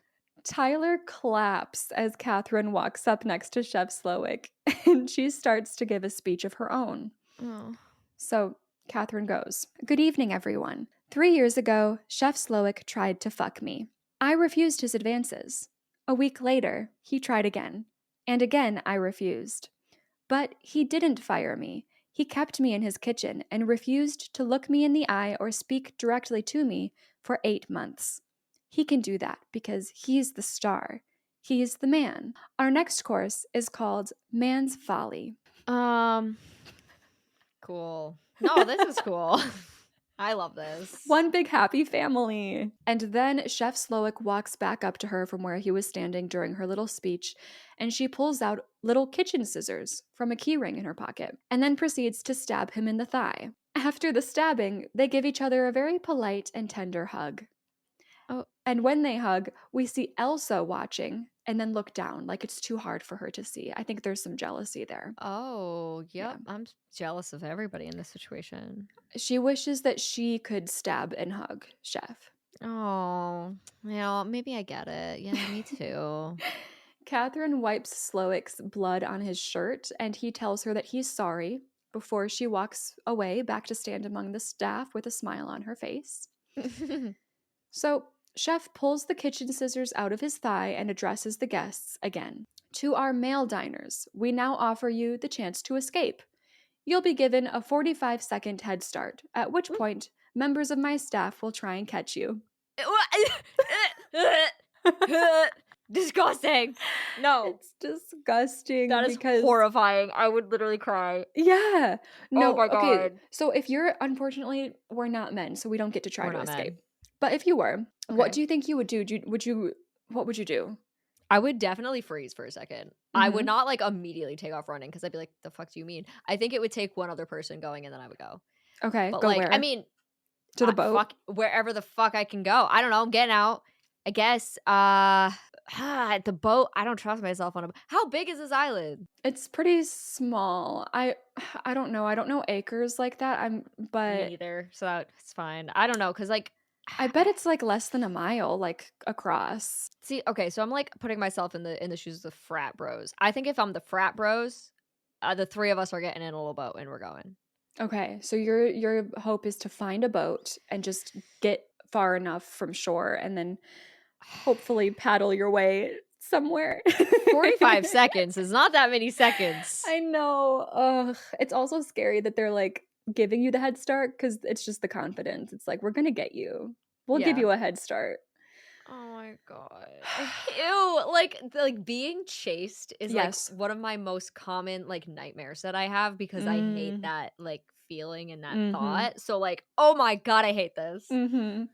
So one of the guys, I think one of the finance bros, I can't even remember which one, he cuts him off like in the middle of the speech as soon as he realizes what's happening here, and he just starts running like right away. Oh, okay. Good for him. So Chef is like, all right, well, I guess the 45 seconds start now. And all the guys go running. All of them? Except Tyler. Okay. Chef Slowick points at him and says, you too. And Tyler sighs before walking off slowly with his head down. He's like, all right, I'll go. Ugh. So the guys are off trying to escape, and now the girls are being led back inside with Catherine. So it's just Margot, critic Lillian, rich wife Anne, and movie star assistant Felicity. So like the guy who got his finger cut off, Richard, he just like left his wife there. Yes, actually, it was a funny moment. He's like, I'll call for help first thing, he says to her, and then he just leaves. And he she kind of goes, looks at him like, are you kidding me? Yeah, that's a little, oh my God, Richard. Yeah. We get the 6th course title card on screen, Man's Folly. In this, we have Dungeness crab, fermented yogurt, whey, dried sea lettuce, umeboshi, and kelp. Doesn't sound delicious, but No, it you know. doesn't. The girls are all served together at a table with Catherine inside, and critic Lillian starts kissing Catherine's ass when she tries her dish. Everyone else follows suit, praising Catherine. Anything we can do to maybe not be killed, maybe get an in with Catherine. Absolutely. And Catherine's like, there was a time when this praise would have meant a lot to me. And then she also like immediately starts breaking down crying. So we're all just sitting here eating up this foam. It looks like foam. I don't know. Very Ooh. confused. Assistant Felicity asks Catherine, you can tell us, are we really all dying tonight? And Catherine's completely done crying, not a tear in sight, and she nods enthusiastically with a soft smile, and then says, yes, the menu doesn't work if you live. It needs an ending that ties everything together conceptually. Conceptually. God. Cute. Critic Lillian tries to get through to her by saying, you know, this is so good that it's you that should own their own place. I could help you with that. We would just have to like backtrack on the whole dying thing. It might have to let that part go. And Catherine perks up and is like, oh, everyone dying was my pitch, actually. Oh. I'm super proud of it. Oh my God, girl. And all the women at the table are just like, well, shit, no use trying with this one. Yeah, Critic right? Lillian is like, anyone want any wine? In the background, we see Tyler peeking in at them all through the window, trying to see what's going on, and more specifically, what food they're eating. Yes, of course. None of them see him, but Margot decides to come clean with the girlies that her real name is Erin, and she's from Oh. Brockton, Massachusetts. So yeah, she Oh. goes by an alias when she does escorting. Valid. Okay. Yeah. And Anne lets her know that she knows that she's been with her husband. Oh. Like she's put that together. Her husband's been like super weird and I don't know. She Yeah, just that's caught the true. vibe. So we're getting to know each other in here now, but it's cut short because all of the men are already back with the staff. Not a single one of them managed to get away. One of them did reach a boat, like a paddle boat, but Mm. he didn't get it offshore before they caught him. Yeah, that's not surprising. Yeah. Tyler comes running in first to get a look at the food, and I'm ready to slam his face into a wall. I've been ready, but like every Mm. time it makes me Mhm. just as mad as the last when he does something stupid. Right. Everyone sits back down in their original seating together, and Chef Slowick notifies everyone that they cannot continue as planned until an unresolved matter is dealt with. Oh. And then he goes, "You." And he's got his eyes on Tyler. Oh. Yeah. Tyler is scarfing down the leftovers from the girls' course. Ah. And he's like, What, me?" Chef Slowick asks why he's here. And Tyler answers that he wanted to experience his food. Chef asks what he was told ahead of time. And Tyler admits, "You told me it'd be the greatest menu ever created, and also that everyone would die." Wait. Margot is looking at him like, "You little fucker." Yeah. Chef says, "I seem to remember you had a date. Not the young woman here tonight. So what happened to her, your date?" Yeah. Tyler says, "She broke up with me, Chef. So I brought Margot because you don't offer seatings for one." And Chef's like, "Let me get this straight. So you brought her knowing that she'd die." Tyler says yes, and Margot jumps up, crawls across their little table, grabs him by the collar, and punches him across the Oh face. shit! I love it. She does not take anything from this Yes. guy anymore. Oh my Yes. god. Calling him an entitled piece of shit. One of the staff pull her away and like get her back into her seat, and she's just hyperventilating with rage. Yeah. Chef asks Tyler why he thinks that he's here, and Tyler says it's because he's very knowledgeable about food. So Chef is like, "Yes, you are. You picked out the taste of the bergamot in the tea earlier. That impressed me. People people like you belong in the kitchen. Come on." Oh god. So Tyler's ready to thank the Academy. He can't believe that he gets to step foot in Chef Julian Slowick's kitchen. They even give him Yes. his own chef's jacket, and Chef writes Tyler's name on it and tells him that he's proud of him. And then he tells him to cook. And Tyler's like, "Wait, what?" Chef insists, and Tyler's like, "I don't think I can cook here. I don't know." But Chef makes it very clear that Tyler will be cooking whether he wants to or not. Oh my god. Their whole kitchen is at his disposal, and Slowick tells everyone to rise and come closer to get a look at Tyler's culinary expertise. So we Oh get my a god. sequence. We get a sequence where Tyler decides to make lamb with like some different garnishes. Okay. He's an absolute mess in the kitchen, Oh. and Chef is constantly taunting and teasing him, even though I don't think Tyler realizes it. Okay. Finally, it comes time for Chef Slowick to taste. And he has a bite and he takes his time with it. And after finally swallowing, Chef goes, "Wow, that was actually quite bad." And Tyler's whole world comes crumbling down around him. Yes, as it should, as it should. We get a title card for Tyler's dish on the screen, and it's called Tyler's Bullshit. And it's described as undercooked lamb, inedible shallot leek butter sauce, utter lack of cohesion. Chef Slowick whispers an order in Tyler's ear, and Tyler says, "Yes, chef," and then leaves to go hang himself in a supply closet. Oh! Second survivability check in. We have two brainwashed people that have now killed themselves. Oh, because Chef told him to kill himself. That's what he whispered in his ear. That's what I'm gathering. Yeah, that makes sense. And he did. So we have two brainwashed people who've now killed themselves.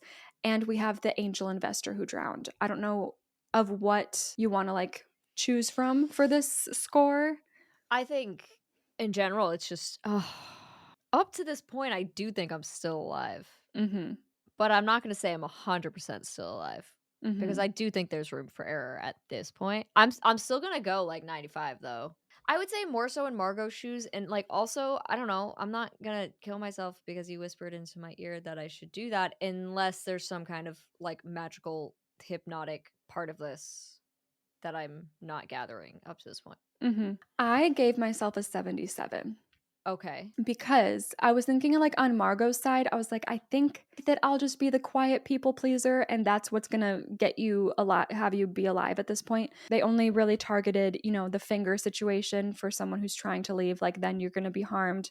True. But it doesn't seem like they want to kill you yet. Right. But then I was like, angel investor. If I was like an investor and someone like was like, come hang out at the restaurant, I'd be like, cool. Like I own this restaurant. Let me take a trip.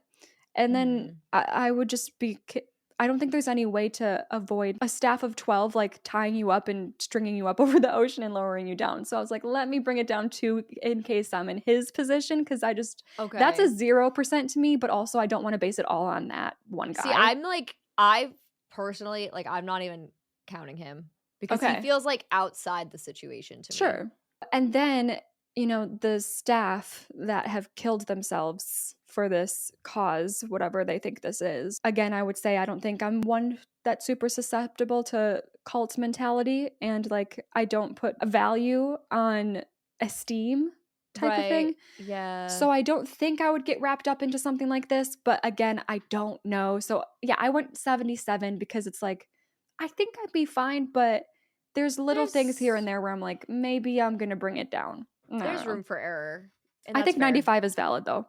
Okay. So I told you that Tyler left to go hang himself in a supply closet, which is true, but nobody else knows it yet. Oh, They have okay. just seen him walk out of the kitchen. But now that he's gone, Chef says to Margot, now you're free too. Everyone else is ordered back to their seats, but Chef tells Margot to come with him to the back of the kitchen. And then he explains to her that there's only one more savory course left in our menu, which means we must now start preparing for dessert. And he says, dessert requires a large barrel that is supposed to be there in the corner. But my negligent colleague Elsa forgot to assign someone to bring it. And Elsa is standing to the side listening to this, like hating herself. So now it's Margot's job to fetch the barrel instead. So she's officially like being taken in on their side. Okay. Elsa interrupts and suggests that one of us should take care of it, but Chef snaps on her, telling her that Margot is one of us now, and to give her the smokehouse key, because that's apparently where this barrel is. Okay. So Margot is given a ring of keys and is ordered to go. She says, yes, chef, and gets the hell out of there. And on the way out, she does see Tyler's hanging body in the Huh. supply closet, but she keeps it moving. She leaves. I mean, fair enough. Yep. Inside, Chef Slowick is about to clap and announce the next course, but movie star George stops him and tries to say that this isn't fair and he doesn't have to do this, blah, blah, blah. Yep. Chef Slowick is like, do you want to know why you're here? And George says, sure. And Chef Yeah. goes, I saw your movie Calling Dr. Sunshine and I did not enjoy it. Oh, That's it. That's period. that's the reason. Oh, okay. So George is like, "Oh yeah, yeah, okay, psycho, but what about my assistant?" Chef asks his assistant, Felicity, "What school did you go to?" And she answers, "Brown." And Chef asks, "Student loans?" She says no. So Chef goes, "I'm sorry. You're dying." Oh, oh, she got money? Yeah, because she was Yeah. handed an education. She didn't have to Right. like work for it herself. Right. Yep. Yep. So to him, he's like, that's good enough for me. I hate you. You're dying. Perfect. Meanwhile, Margot has found the barrel in the smokehouse. She also finds a knife, which she takes. We then cut to her walking up to Chef Slowick's cottage, and she makes her way inside. It's eerie in here, like a high-end bunker, and he has an exact replica of the main kitchen from the restaurant in his house as well. Ooh. Okay.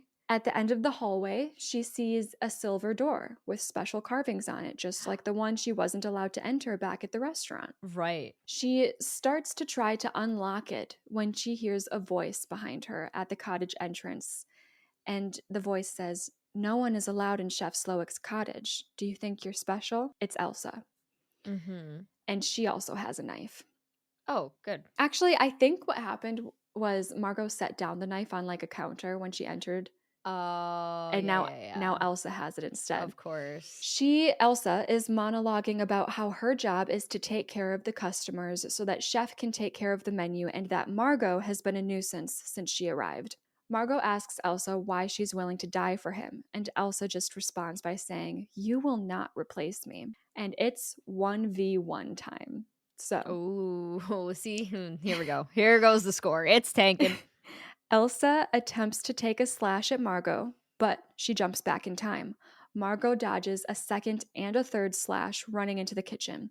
She grabs something off the counter, throws it at Elsa. It doesn't hit. Elsa keeps lunging.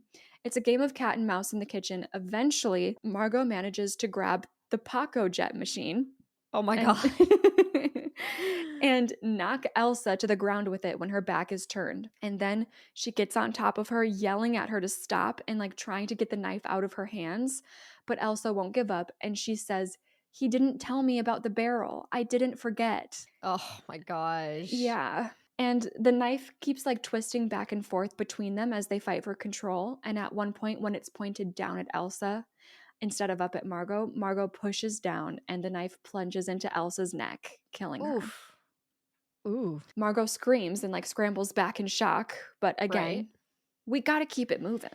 We really do. She grabs the ring of keys from Elsa that Elsa has and goes back over to the silver door. It leads to a cinder block room full of random furniture and trinkets. The article that critic Lillian Bloom wrote about Chef that put him on the map is hanging in a frame on the wall. A picture of Chef with his wife and kid is Oh. hanging on the wall. Didn't know that he And had that. no, I definitely did not know. A picture of him standing outside the Hawthorne Island restaurant with angel investor Doug Varick is hanging on the wall.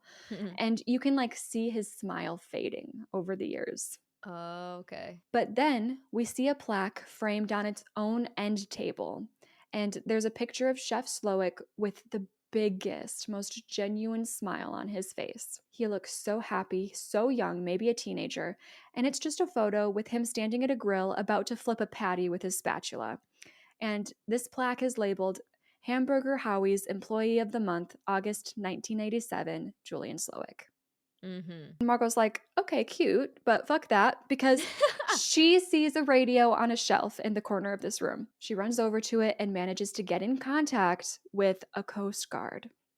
Oh. Meanwhile, back at the restaurant, Chef and his staff are singing Happy Birthday to Finance Bro Bryce and setting his own personal cake in front of him. Everyone just wants to die at this point already. They're like, are we actually, we all know we're about to die. Why are we singing Happy Birthday to Bryce? Bryce is like, dude, this isn't funny. You told them it's my birthday. And they're like, I'm sorry. Like, we, we thought it would be funny like a couple hours ago. Yeah. Now it's just kind of not anymore. Then Margot comes barreling in with the barrel that she was sent to find. Uh-huh. She's covered in Elsa's blood, but Chef doesn't acknowledge that. Oh, He just tells her to leave the barrel there and take her seat, which she does. okay. Would you have come back if you were her, or would you have? I'm surprised she came back. I wasn't expecting that. Yeah. I think that's like a tough decision to make because it's like I can either try and escape and most likely fail, or I can stay and gain a little more trust before trying to escape. But that might also this also might be Mm, my last chance. I feel like it's a lot of mental gymnastics you got to do there back and forth. Like, yeah. Chef Slowick starts giving another one of his important speeches to Margot specifically, but also kind of to everyone. And all you need to know about this one is that he somehow manages to quote Martin Luther King. oh But yeah, I don't that know. seems like a good thing to bring up right now. Yeah. But he's cut off with the sound of a Coast Guard boat honking at the shore. No way. And he looks at Margot like pissed off and betrayed. Upon Chef's order, the staff start cleaning everything up, wiping the blood off of people, bandaging people up, providing big bib napkins to those who have blood on their clothes. Yeah, just cover up. Yeah. And Chef tells everyone not to say anything to this Coast Guard because he can't help them. The Coast Guard can't help them. And if they do try to ask for help, the Coast Guard will just have to die with them. And, Oh he's my like god. guilt tripping them into like, you're going to be the cause of this man's death. So we cut to the Coast Guard entering the restaurant and checking everything out. Everyone is sitting there staring at him in silence.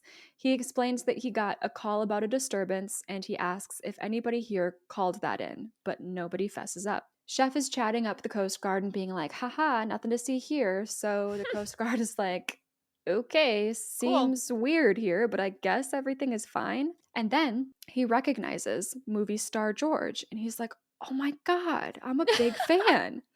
Like, can I have your autograph? George is like, yes, yes, please, let's do this. And one of Chef's staff members actually brings over a pen and paper to George, and George takes it and asks for the Coast Guard's name, which is apparently Dale. And Dale is saying how he and his wife love George's movie Calling Dr. Sunshine. Oh my gosh, not that one. Uh-oh. And George kind of mean mugs Chef at that information, like, see, people like this movie, it's not that bad. Anyways, George finishes up the autograph and hands it back to the Coast Guard. And when Dale looks down at this autograph, he sees that George wrote out, help us. Yes. And he immediately pulls out his gun and turns it on everybody, ordering them all to put their hands on their heads. Oh, all right. Well, I didn't want him to do that, but that's fine, I guess. He backs off and like tries to reassess the whole situation. He's just like not sure who to trust here right now or what's going Right. on. And at this point, all of the guests finally decide to turn on Chef because, hey, this guy has a gun. At this point, yeah. Maybe he can really save us. So they're screaming at him that it's all Chef Slowick and he's trying to kill everyone. Dale screams at everyone to be quiet, sit down. He's like trying to get order in this place. Uh-huh. But then he slowly turns the gun on Chef Slowick, like he's listening, and he orders Chef onto his knees with his hands above his head. So all of the guests are like practically crying with relief. Like, thank God they're being believed, and thank God Chef Slowick is hopefully going to be taken care of now. Right. Dale just keeps repeating, nobody move, nobody move. And then he starts to change the aim of the gun. And it seems like he's now going for Margot. So of course everyone's like, wait, no, no, no. But he keeps moving the gun until it's Oh. hovering over a burnt out candle on Margot's table. And he pulls the trigger. And it's not a real gun, it's a lighter. And he lights the candle with it. No, wait, what? Why? He then proceeds to remove his Coast Guard uniform, put his chef's coat back on, and join the staff again in the kitchen. God. Oh my He's in on it. This Oh, possibility was planned from the start. I'm upset. I feel defeated right now. Now I'm just like, okay, kill Like, me. what can we do? Yeah. Just kill me. Like, the spirits of all of the guests are officially broken. Yes. We are shells of our former selves because what the fuck? And Shell calls out Margot. He's like, you've betrayed our sacred bond of trust, and you've Yep. shown your craft to be careless. I was wrong. You're an eater. You're the taker, like all the rest of them. Yikes. So anyways, dessert will be ready in 5 minutes for everyone. While the staff are whisking away, getting dessert ready, we get a shot of Margot sitting in her chair, and she gets this look on her face. Like, she's got a new resurgence of determination. She's got a plan. And she stands up and she faces the kitchen and does a dramatic clap to get their attention. Okay. Chef and the staff stop what they're doing and look at her, and she goes, I don't like your food, and I would like to send it back. Oh shit. What a line. Chef is appalled. His food does not get sent back ever. Mm-hmm. He apologizes. Like, he's panicking. He's like, shit, like, what's wrong with my food? Yeah. He apologizes and asks what it is that isn't to her liking. And Margot says, for starters, you've taken the joy out of eating. Every dish you've served tonight has been some intellectual exercise rather than something you want to sit and enjoy. It tastes like it was made with no love. Chef is hurt by this. He insists that they always cook their food with the utmost of love. I'm sure. Margot doesn't give up. She keeps roasting him, telling him that he's failed and he's bored her. And the worst part is that she's still fucking hungry. He's like, she's hangry at this point. yeah. He's like, oh no, like, you're still hungry? How hungry? And she tells him she's starved. He says that he can make her whatever she's craving. At this point, he's stressing that he has like an unsatisfied customer. Mm-hmm. And she's like, she thinks back to like how happy he was in that picture on that plaque, flipping some burgers. Right. She's like, I'd really love a cheeseburger. So he's like, okay, bet I can do that. She tells him she doesn't think that he can. She doesn't think he can make like a good traditional cheeseburger. He'll fuck it up with his avant bullshit. Mm-hmm. But he's like, no, I can do it. He's getting competitive now. The only thing is, though, that it's not part of the menu, so it's going to cost her $9.95. And she's like, I'm fine with that. All right, sure. He takes his time and cooks her a perfect cheeseburger, and he's smiling through this. He's enjoying cooking again for the first time in a very long time. And when he's done, he sets the plate down in front of her, cheeseburger and fries, and she takes a bite. And she melts into this bite. She savors it. It's incredible. She's smiling. He's smiling.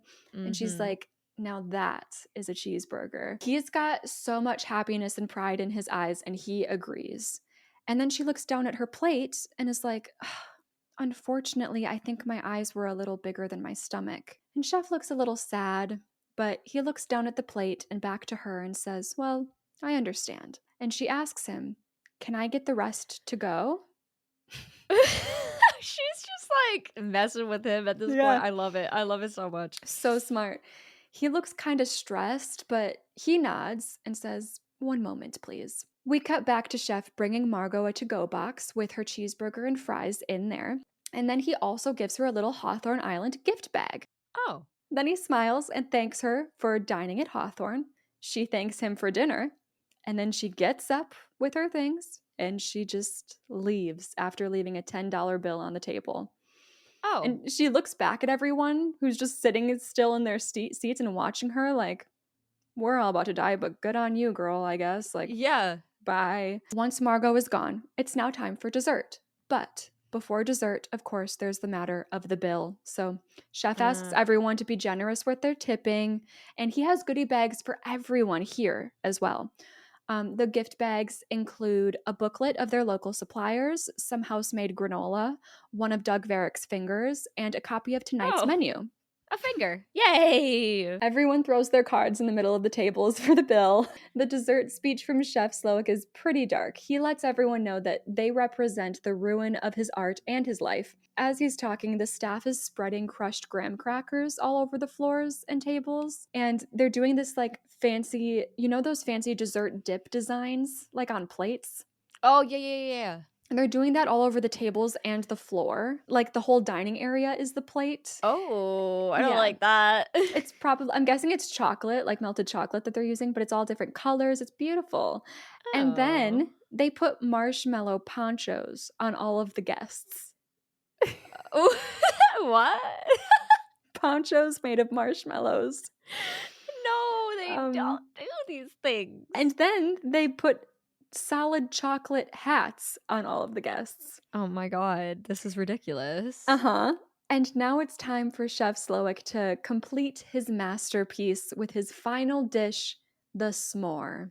Oh. These giant marshmallows that are very flammable for some reason. I don't even know what they actually are, but they're at the center of the dining area. Giant marshmallows on giant sticks. I don't know if they're like bombs or what they are. They have something in them that's flammable. That's all you need to know. Oh, okay, good. And Chef grabs a handful of hot coals from one of the ovens, doesn't flinch at all, walks with them over to the middle of the room where those giant marshmallows are, and he says it's time for them all to be cleansed. And he screams out, I love you all. And his staff responds, we love you, Chef. And Chef Slowick drops the coals in the center of the giant marshmallows, and he's the first one to go up in flames that then spread very quickly, burning through all of the guests and staff. The whole building is going to go down. We get these like gnarly shots of the guests melting away like s'mores in the fire. Ew. Okay. Everyone's dying. Meanwhile, Margot has found a ski boat and its keys, and she manages to ride out into the ocean. And once she's far enough from the island to like feel safe, she just turns the boat off, and Girly is starving. So she sits with her burger and eats to her heart's content while watching the explosion happening in the distance on the island. But she's like, anyways, damn, this burger is good. And the movie ends with her wiping her mouth with the menu that was in her goodie bag. And she just sits there and is like, I made it. I got my burger. And what? That is it. What the fuck? Yeah. What was that? What was that movie? What the hell was that? Exactly. Like, what do you mean? That it's so funny that I'm like, the concept of this movie is so funny when the movie itself is so obsessed with being a concept and That is like so true. making fun of like everyone like trying to put meaning and concept into every little thing. Yeah. Oh, it's great. It's a great movie. The visuals are so fun. The acting is so good. The tone, like, I cannot express. You gotta watch this movie. No, I definitely need to because I have so many thoughts in my brain. I know you told me the chef was Voldemort, but Yeah. all I could do this whole time, every time you said the chef, I'm picturing that like one guy who's really famous right now for being a chef, but I think he's an actor in a thing about a chef. Who is that? Um Oh, are you talking about The Bear? Like the show The yes, Bear? that Jeremy Allen White. that guy. That's who I was picturing the whole time, even though I knew it was Voldemort. That's wild. And Yeah. I love to hear it. What a wild, bizarre concept for a movie. Like, it's one of those films where you're like, okay, and then this happened. I'm just like, Of okay, course. yeah. Of course, they all melt away into s'mores at the end. That's what I thought was gonna happen. That was predictable, right? No, this movie's far from predictable, Yeah, actually. Like, I yeah, don't yeah. feel like anything that happens in it, it's like, oh, I saw that coming. Final survivability check-in. This one's tough because I'm most likely dead. I'm Yeah, not gonna do what she did. I'm not confident enough. I'm not coming up with that plan. Like, that's not agreed. happening. That's not Yep. happening. So, truthfully, the final act, especially given what I gave the first two, I'm literally gonna give myself 5% on the third. Wow. And I Okay. think part of me is doing that mostly because I don't think I'm surviving, but also I need my final score to come way fucking down now. Yeah, yeah, yeah. Okay, I gave myself, like, a 28 for this final one Okay. because it comes down to an intellectual game at the end. I'm most likely not gonna come up with something like she did. Right. I can't imagine I would be able to put maybe, but I don't know because you do see, like, okay, he loves, flipping burgers. We had this conversation earlier about how he used to love cooking and now he hates it, and I'm like, "Okay, maybe I can come up with something." Yeah. But it's very likely that I can't, and that's all you can base it off of because, like, physically, there's just no way to save yourself. There's no fighting back. There's no unless you get again, if you get everyone to, like, charge, which I don't think was that stupid of an idea. Someone No. in there, like, the movie star guy, he was like, "Hey, this might work," and everyone's like, "You're an idiot." But I'm Yeah, like, which why? Like, because you still had a good amount of people. yeah, I think it's they were actually thinking more along the lines of, like, all of the, kitchen knives and tools, like, that the staff had at Mm. their exposal is that what you call it? Exposal? Whatever you Disposal? disposal, thank you. At Got their you. disposal, Yeah. and they had nothing, so, like, the charge would be pretty hard to pull That's off. true. They got knives. I don't know, I think, yeah, it does just come down to coming up with some intellectual game that's gonna get through to the chef, and I think, yeah, it's a small chance that I would be able to do that. Yeah, when it comes to, like, being clever in that kind of way, like, I don't give myself much credit there at Yeah. all. I also don't know if I would've, like, beat Elsa, like, she's coming at Oh, me with a true. knife. True, like, that whole thing happened. Mhm. Like, I'm probably dying there too. Mhm. Okay, so then let's my final score is 68. Mine is 66.6. Oh, okay, So it's 67. mine is literally 6.66666, and I'm like, "Can we stop with the sixes? Jesus." And I'm a 68 exactly, so then do we round up to me or do we stay We with round you? No, we round up. We always round up, So it right? is 68. Yeah. Okay, That's only crazy. 1% lower than last week. Oh, really? Because we were stuck with 69 last Oh, yeah, week. that's right. 68 feels so high. I feel like the community is gonna be lower, than us this time. I agree. I think it depends if they are gonna, like, how they're gonna do it, because now that we're splitting it into acts, it, I think, makes it more of a realistic score at the I end. agree, I agree. But it does make it harder to get lower now unless Mhm. it, like, really is hitting you from the jump. Right, that's true, yeah, I feel like at this point, our scores are gonna be a little bit higher. Please let us know your thoughts on this movie if you have any thoughts in your brain at all after hearing this story, please check out our Instagram and our Discord. On Discord, you can submit your very own survivability score. We would love to hear from you. Let us know, would you survive?